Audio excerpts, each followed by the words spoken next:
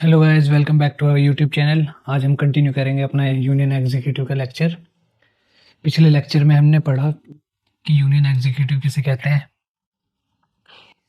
इसमें हमने जाना कि जो हमारे आर्टिकल्स 52 से 78 तक हमारे यूनियन एग्जीक्यूटिव उसमें आते हैं।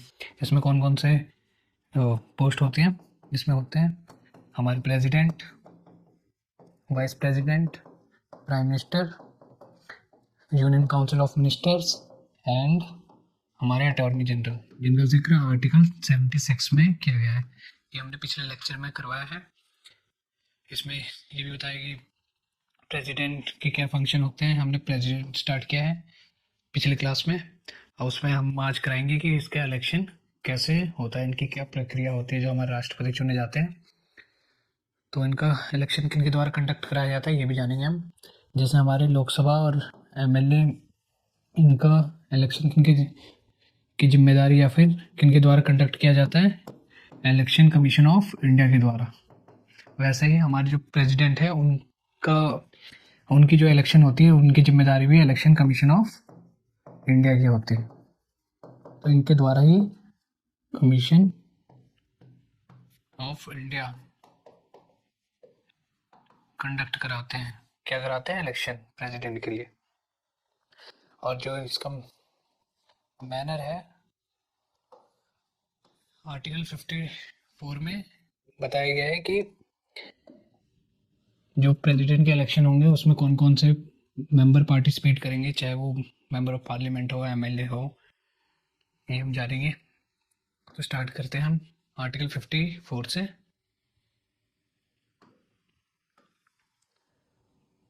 तो इसमें हम देखते हैं, पहले हम जान लेते हैं कि जो प्रेसिडेंट है वो कौन से रूल के द्वारा हमारे चुने जाते हैं। वो होते हैं हमारा presidential and president and vice president rules of 1952।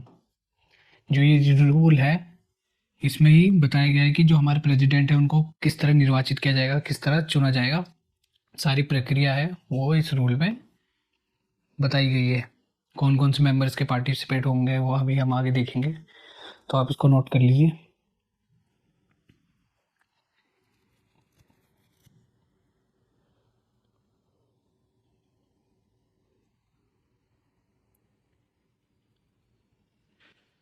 आगे देखते हैं अब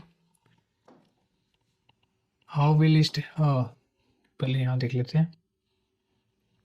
वो इलेक्ट द प्रेसिडेंट, प्रेसिडेंट को कौन इलेक्ट करते हैं।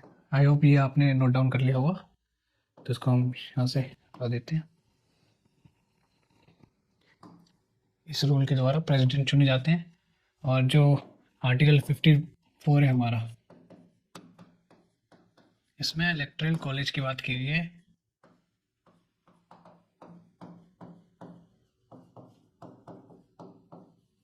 इसके अंतर्गत वे सारे मेंबर आते हैं जो पार्टिसिपेट करते हैं किसमें, प्रेसिडेंशियल इलेक्शन में। तो वो कौन कौन से होते हैं?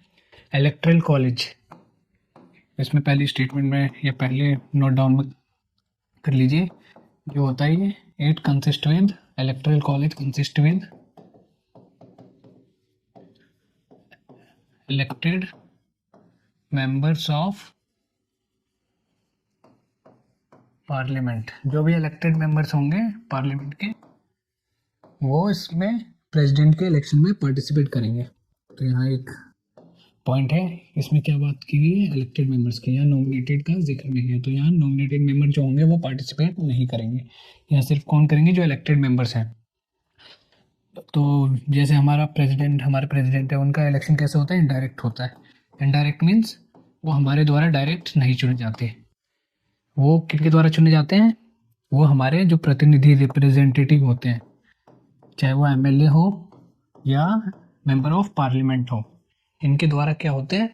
चुने जाते हैं। इनको तो हम चूज करते हैं, इसलिए इनको जो करते हैं उसको डायरेक्ट इलेक्शन का नाम देते हैं, क्योंकि इनको हम चुनते हैं। लेकिन जो हमारे प्रेसिडेंट हैं उनको हम नहीं चुनते, वो हमारे रिप्रेजेंटेटिव चूज़ करते हैं वोट देके। तो इसको में जो प्रक्रिया कारगर है या जिस प्रक्रिया के द्वारा इसके करते हैं उसे कहते हैं डायरेक्ट इलेक्शन। अप्रत्यक्ष चुनाव के द्वारा हमारे जो राष्ट्रपति है वो चुने जाते हैं। और ये भी देखेंगे प्रोपोर्शनल रिप्रेजेंटेशन किसे कहते हैं, सिंगल ट्रांसफरेबल वोट किसे कहते हैं आगे।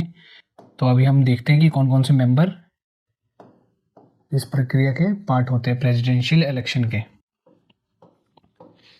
तो पहले हमने जाना कि इसमें कौन होते हैं इलेक्टोरल कॉलेज में, मेंबर ऑफ पार्लियामेंट, चाहे वो राज्यसभा या लोकसभा के हो, राज्यसभा या लोकसभा दोनों को ही हम मेंबर ऑफ पार्लियामेंट कहते हैं। और कौन से मेंबर हो, इलेक्टेड या नॉमिनेटेड, तो ये क्या होंगे, इलेक्टेड मेंबर्स ओनली। अब सेकंड स्टेटमेंट देखते हैं और कौन पार्टिसिपेट करते हैं। It means electoral college consist with elected members of legislative assembly। legislative assembly जो हमारे विधानसभा के क्षेत्र होते हैं उसको हम legislative assembly कहते हैं। of all the states, सभी राज्यों की विधानसभा होती हैं, वो इसके पार्टिसिपेटर होते हैं। कौन कौन से, सिर्फ elected members of all the states.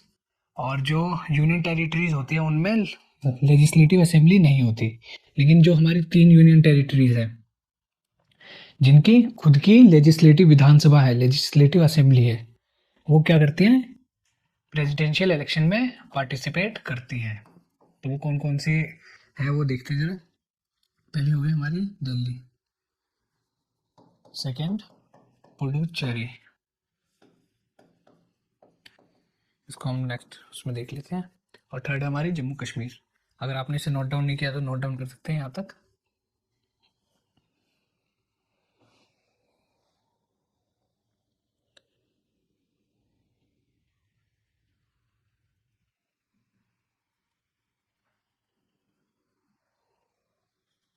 अभी देखते हैं।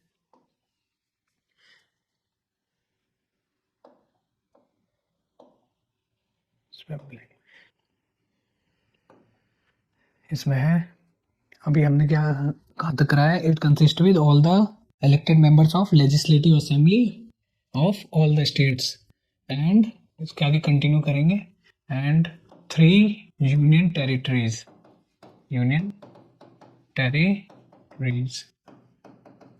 जिनकी क्या है, खुद की लेजिस्लेटिव विधानसभा है। 3 union territories who have their own legislative assembly. कौन कौन सी है वो, that is Delhi, Puducherry and अभी हमारी जम्मू एंड कश्मीर हो गई।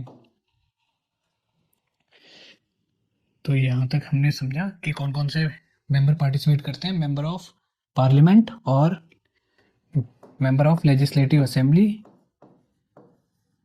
जिस भी स्टेट में पाई जाती हैं, सारी स्टेट में पाई जाती हैं, बट यूनियन टेरिटरीज में नहीं पाई जाती है, सिर्फ 3 यूनियन टेरिटरीज में पाई जाती है। हमारी यूनियन टेरिटरीज कितनी है, टोटल 8 है। उसको हम साउथ से कर देते हैं कि पहला क्या है हमारा, अंडमान निकोबार पहला हो गया, दूसरा लक्षद्वीप,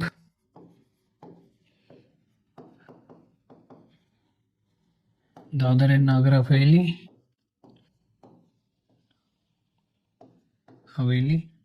दमन दीव, ये अब क्या हो गए, एक ही हो गए, दमन एंड दीव, ये हो अमेंडमेंट के बाद एक ही हो गए, पहले 2 अलग अलग यूटी हुआ करती थी। इसके आगे है फिर दिल्ली, चंडीगढ़, पुडुचेरी, फिर Jammu and Kashmir and last one is 8वां कौन सा है, लद्दाख। ये हमारे कितने 8 यूनियन टेरिटरीज हो गए, पहले Andaman Lakshadweep, third Dadra and Nagar Haveli and Daman Diu, fourth one is Delhi, 5th Chandigarh, 6 Puducherry, 7 Jammu Kashmir, 8वां लद्दाख। आई होप यहाँ तक समझ में आया हो। तो इन जो हमारी 8 यूनियन टेरिटरीज है उनमें से कितने के पास हमारी लेजिस्लेटिव असेंबली है? ओनली 3 के पास। और 3 में भी जो दिल्ली एंड पुडुचेरी थी वो पहले कैसे एक स्टेट की तरह एक्ट करती थी, इनका नेचर कैसा था? एक स्टेट की तरह था। लेकिन जो 70th amendment, constitutional amendment act 1992 के बाद जो दिल्ली और पुडुचेरी है, ये लिखना आवश्यक है, यहाँ पे क्वेश्चन भी आते हैं यहाँ पे, दिल्ली एंड पुडुचेरी है वो कैसे एक्ट करने लगे? वो एक यूनियन टेरिटरीज के रूप में या उनके नेचर में आ गए। पहले कैसे थे? वो स्टेट के रूप में एक्ट करते थे, लेकिन अब एक यूनियन टेरिटरीज बन गई हैं वो। कौन से अमेंडमेंट के बाद? 70th constitutional amendment act 1992। ये नोट डाउन कर लीजिए।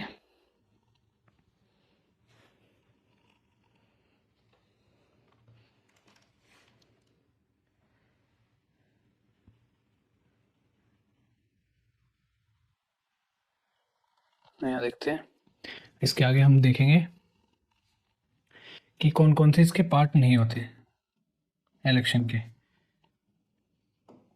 पार्टिसिपेट नहीं करते। इसको यहाँ से हटा देते हैं।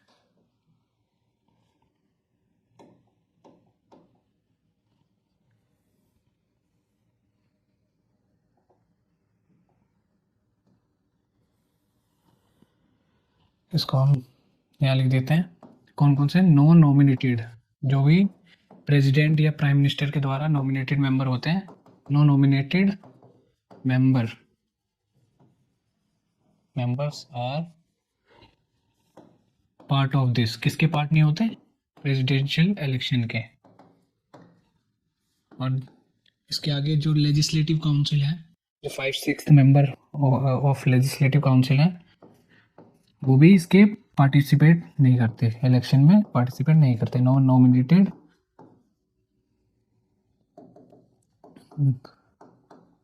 नॉन, यहाँ लिख लेते हैं, non legislative council are part of this. I hope यहाँ तक समझ में आया हो। जो लेजिस्लेटिव काउंसिल है इसको हम गहराई से समझेंगे आगे आने वाली क्लास में कि इसके क्या मायने हैं, ये हमारे जो चुनावी प्रक्रिया है उसमें कैसे, और जो पॉलिसी है बनने में कैसे सहायता करती है, या फिर इसके कार्य क्या है, ये सब हम जानेंगे। और जो इनडायरेक्ट इलेक्शन है वो हमारे किनका, प्रेसिडेंट का क्या होता है हमारा? Indirect election. प्रेसिडेंट का क्या होता है? हमारे इनडायरेक्ट इलेक्शन। ऐसे ही हमारे जो 2 इंस्टीट्यूशन है, जैसे राज्यसभा है हमारी, वो भी हमारी इनडायरेक्ट रूप से चुनी जाती है। और जो legislative council, 5/6 member of legislative council, ये भी हमारी इनडायरेक्ट रूप से चुने जाते हैं। तो ये 3 इंपॉर्टेंट फैक्ट है, आप नोट डाउन कर लीजिए इसे। पहला क्या है? Non nominated members are part of this. कोई भी नॉमिनेटेड मेंबर्स है जो प्रेसिडेंट के द्वारा बिना, या जिसने बिना चुनाव लड़े सिर्फ प्रेसिडेंट के द्वारा चुना हुआ है, वो इसका पार्ट नहीं होगा। किसका? प्रेसिडेंशियल इलेक्शन का।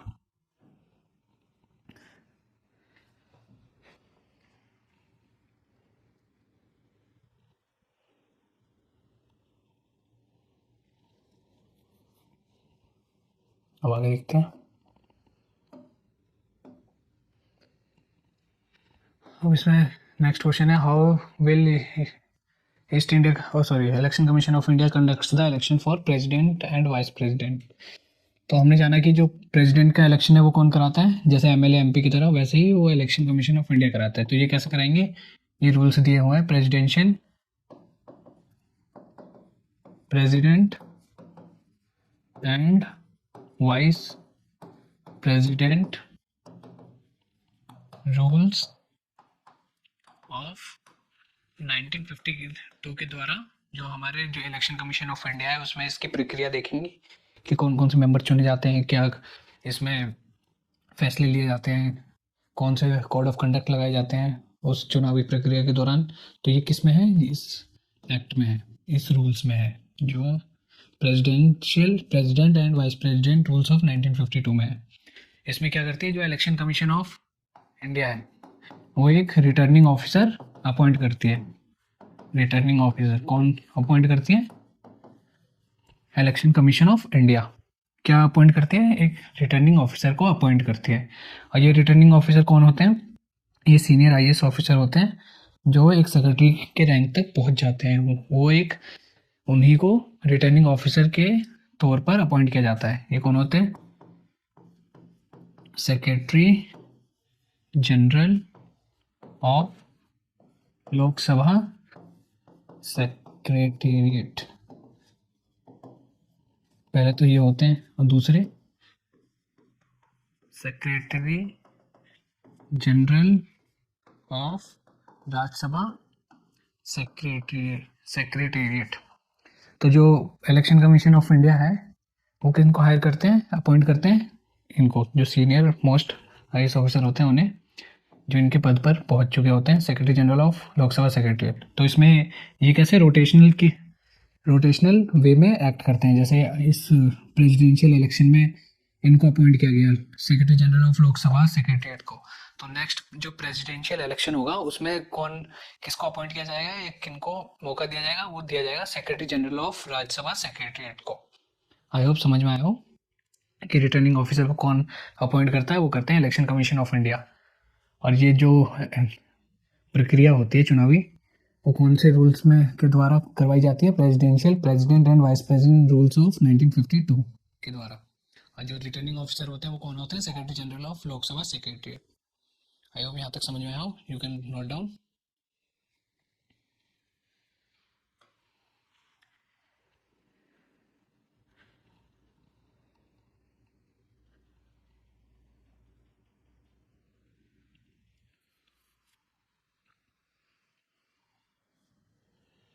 तो इसमें नेक्स्ट देखते हैं वैल्यू ऑफ वोट, अभी हम कराएंगे। उसके बाद इसमें हमने एक फैक्ट और ऐड करना है इसमें, जो हमारे no legislative council member are part of this. तो हमारे देश में, पूरी कंट्री में कितने 6 स्टेट है आउट ऑफ 28 जिसमें लेजिस्लेटिव काउंसिल पाई जाती है। वो कौन कौन से, ये भी कभी एग्जाम में पूछ लिया जाता है। तो ये है हमारे, जो हमारे साउथ के स्टेट है, महाराष्ट्र,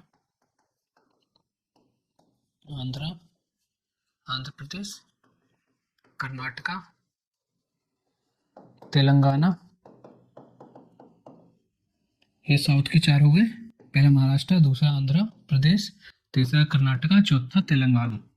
इनमें क्या लेजिस्लेटिव काउंसिल पाई जाती है। 4 ये हो गए। और 2 स्टेट हो गई हमारी, उत्तर प्रदेश एंड बिहार।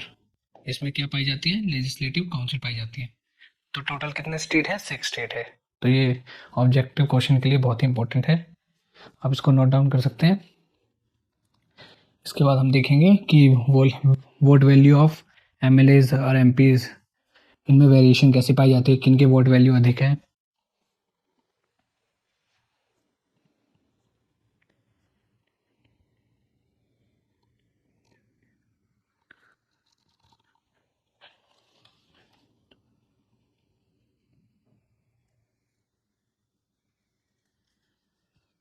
हम देखते हैं वोट वैल्यू का। वैल्यू ऑफ वोट में एक कॉन्सेप्ट है आर्टिकल 55 का, जिसमें 2 प्रिंसिपल पाए जाते हैं। आर्टिकल 55, इसमें 2 प्रिंसिपल पाए जाते हैं, एक यूनिफॉर्मिटी, दूसरा है पैरिटी। तो इसको हम समझेंगे कि यूनिफॉर्मिटी किसे कहते हैं, पैरिटी किसे कहते हैं। यूनिफॉर्मिटी को समझने के लिए कौन सा फॉर्मूला यूज़ किया जाता है, पैरिटी को जानने के लिए कौन सा फॉर्मूला यूज़ किया जाता है, या कभी फॉर्मूला क्वेश्चन में आ जाता है तो उसमें बता सके कि ये पैरिटी से रिलेटेड है या यूनिफॉर्मिटी से रिलेटेड है। तो यूनिफॉर्मिटी से हमारा मतलब है कि जो सिमिलैरिटी है, सिमिलैरिटी इन रिप्रेजेंटेशन, किसमें? Similarity representation amongst the state. I hope समझ में आया है यहाँ तक। जो सिमिलैरिटी है, जैसे हमारी इंडिया है वो डाइवर्स है, उसमें अलग अलग प्रकार के स्टेट पाए जाते हैं, उनमें कल्चर अलग होते हैं, विविधताएं पाई जाती हैं, भाषा, बोली और खान पान और जनसंख्या के आधार पर।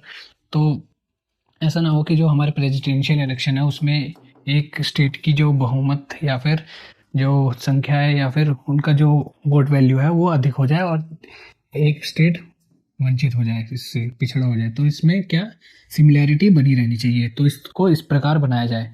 हमारे कॉन्स्टिट्यूशनल असेंबली में ऐसा कहा गया। तो इसके लिए हमने क्या किया, सिमिलैरिटी यूनिफॉर्मिटी का एक कॉन्सेप्ट, प्रिंसिपल, यूनिफॉर्मिटी का प्रिंसिपल लाए। इसको हम जानेंगे कि इसको किस फॉर्मूले के आधार पर समझते हैं। और दूसरा है कि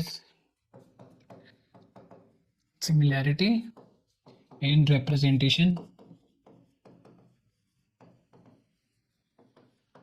between centre and state. Parity क्या बताता है, जो सिमिलैरिटी है केंद्र की और राज्यों के जो एमएलए पाए जाते हैं उनमें एमपी और एमएलए में क्या हो, वो सिमिलैरिटी कम ना हो, वो उनमें समानताएं बनी रहनी चाहिए। तो ये इसकी डेफिनेशन है, इसको आप नोट डाउन कर सकते हैं, फिर इसको एग्जांपल से समझाएंगे।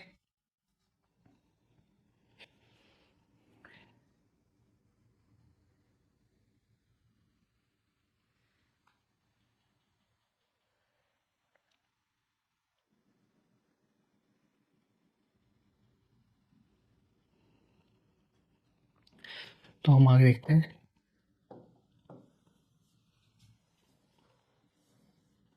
जो हमारा सिमिलैरिटी का फॉर्मूला है यूनिफॉर्मिटी का, जिसको हम दर्शाएंगे कि सारे स्टेट की जो वोट वैल्यू है वो क्या हो, समान हो। तो इसमें एक फॉर्मूला क्या है, vote value of all the, या फिर इसमें 1 एमएलए,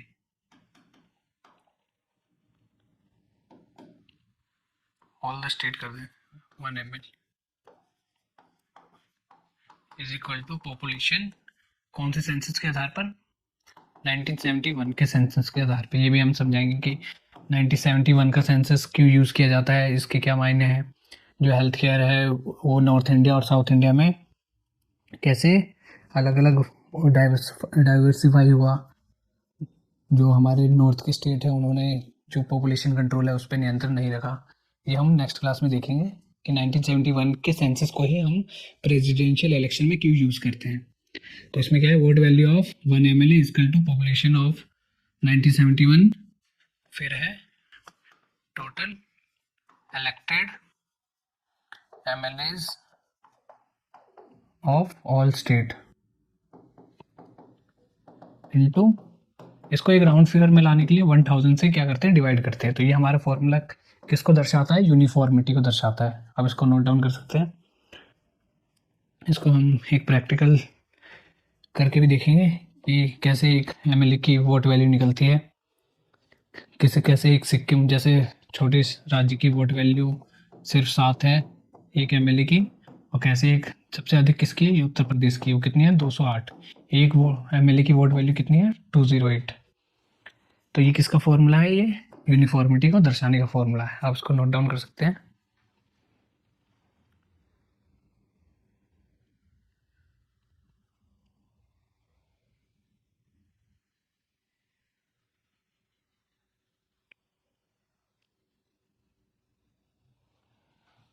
उसके बाद देखेंगे हम कि जो सिमिलैरिटी इन रिप्रेजेंटेशन बिटवीन, किसमें, सेंटर एंड स्टेट की बात की गई है।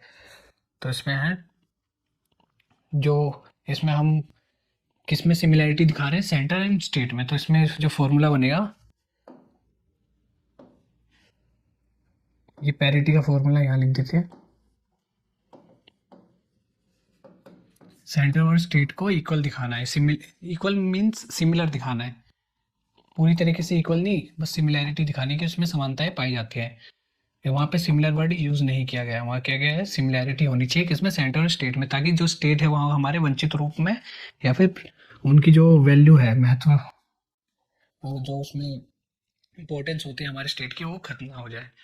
तो उसमें क्या है, total vote value of all the MLAs is equal to क्या होना चाहिए, total vote value of MPs. जो सारे हमारे एमएलए हैं उनकी टोटल वोट वैल्यू और टोटल वोट वैल्यू ऑफ किसकी, मेंबर ऑफ पार्लियामेंट की, इसको इक्वल रखेंगे तो ये हमारा किसका फॉर्मूला बताएगा, ये पैरिटी का, सिमिलैरिटी बताएगा किसके रिप्रेजेंटेशन में, किसमें, सेंटर और स्टेट में। तो ये फॉर्मूला यहाँ लिख लो, एग्जाम पॉइंट ऑफ व्यू से बहुत इंपॉर्टेंट है।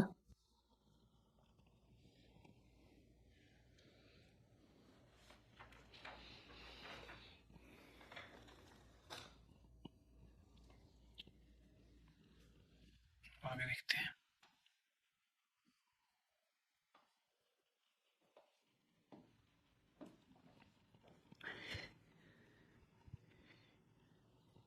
यहाँ तक इतना ही था। अब जो हमारा, जैसे हमारी जो वोट वैल्यू है सारे एमएलए की वो कितनी है, 54945।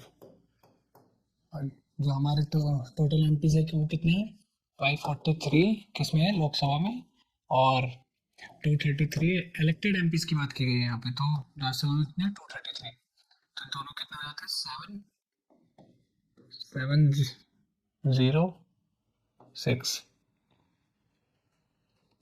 सॉरी 776। तो सारे एमपीज हमारे कितने हैं, 776। और जो हमारी एक एमपीज की वोट वैल्यू है वो कितनी है, 708। एक एमपी की वोट वैल्यू कितनी है, 708।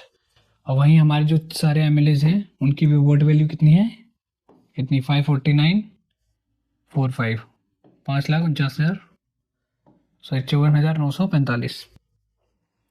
और वहीं हमें सारे एमएलए की वोट वैल्यू निकालनी है, तो इस नंबर को हमें क्या करना पड़ेगा, मल्टीप्लाई करने पड़ेगा सारे इलेक्टेड एमपी से। आई होप समझ में आया हो कि जो 776 है वो हमारे क्या है, टोटल एमपीज, उसको मल्टीप्लाई करेंगे वन वोट वैल्यू ऑफ, एक एमपी की वोट वैल्यू कितनी है, 708। तो ये क्या निकल आएगा, total vote value of all the MLAs, sorry MPs. I hope समझ में आया हो। और इसमें जैसे हम स्टेट में किसी, तो जैसे एक क्वेश्चन भी आता है,